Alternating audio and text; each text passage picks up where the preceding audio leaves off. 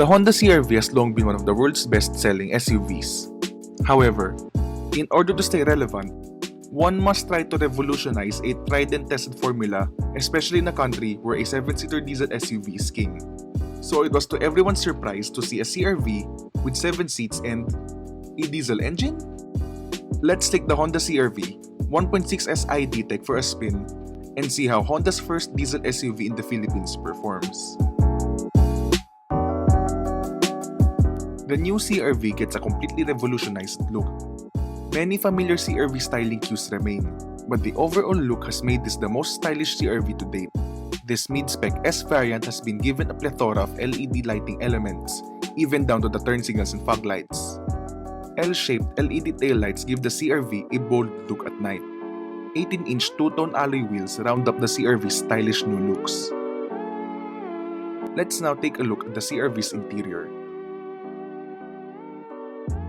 Now here in the front, you'll see that Honda has done quite a good job in upgrading the CR-V's interior. You've got some soft touch materials here in the dashboard as well, with some fake stitching details though. Since it's done in a padded material, it's quite convincing. So in terms of storage, since the CR-V now utilizes an electronic gear shifter and an electronic parking brake, there's a lot of space now here in this center console. You have a big center bin here with a removable tray, which actually gives you a lot of space. Now if you follow me to the back,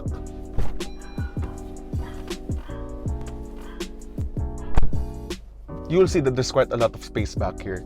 There's tons of legroom, there's also a lot of headroom for me, and since the car is quite wide, the seats can accommodate 3 passengers without any problems with terms of shoulder room. Now in terms of the toys at the back, you have a center armrest here with 2 cup holders, and you also have 2 USB ports. You also have large door bins here.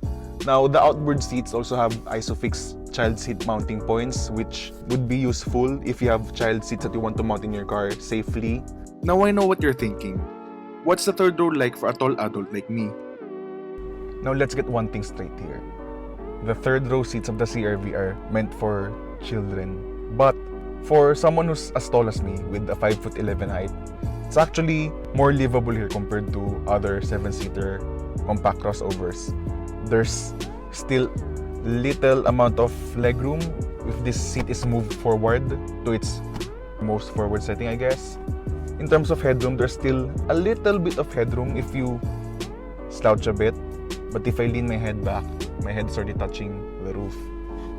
And that's even without my cap on.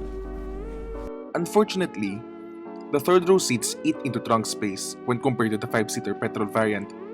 This also creates a huge lip when all seats are folded down. Honda's engineers tried to remedy the issue by adding a removable false floor. With all 7 seats in place, let's just say you are left with 2 choices.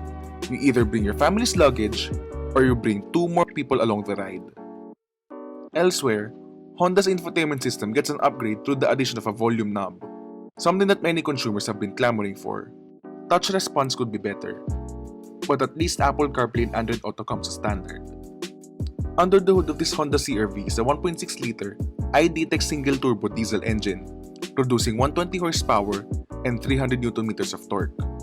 Power is sent through the front wheels via a 9-speed automatic transmission manufactured by a German company called ZF.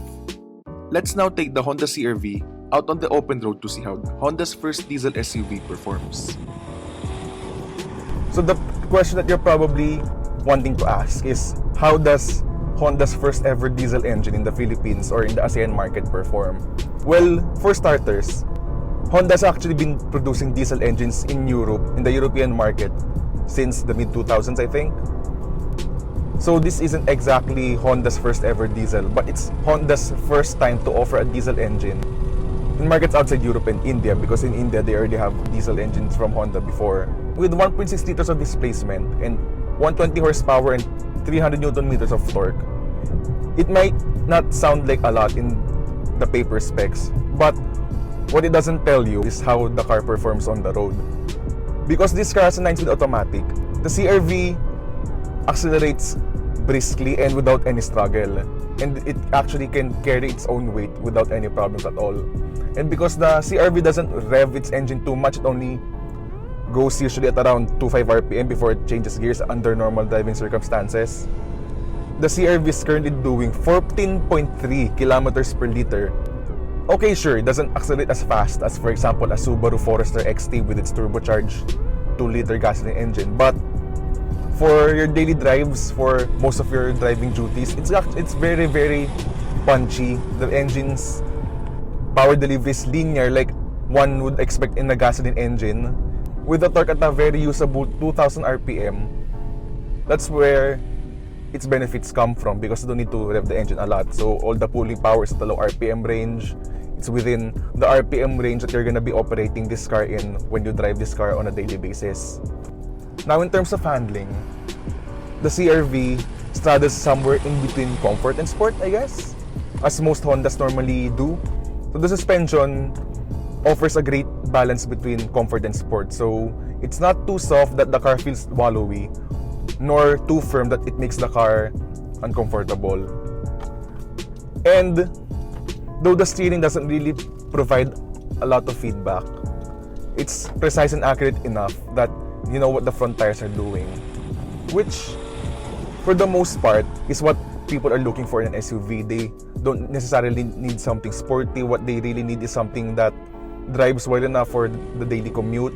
And even if I was able to carry 7 passengers with this car, the car still was able to carry its own weight and wasn't even struggling at all, even at an uphill climb.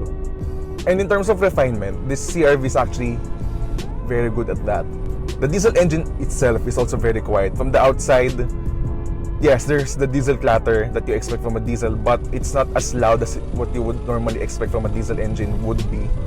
Now, in terms of its safety features, this car has what you call the lane watch camera, which is actually quite useful.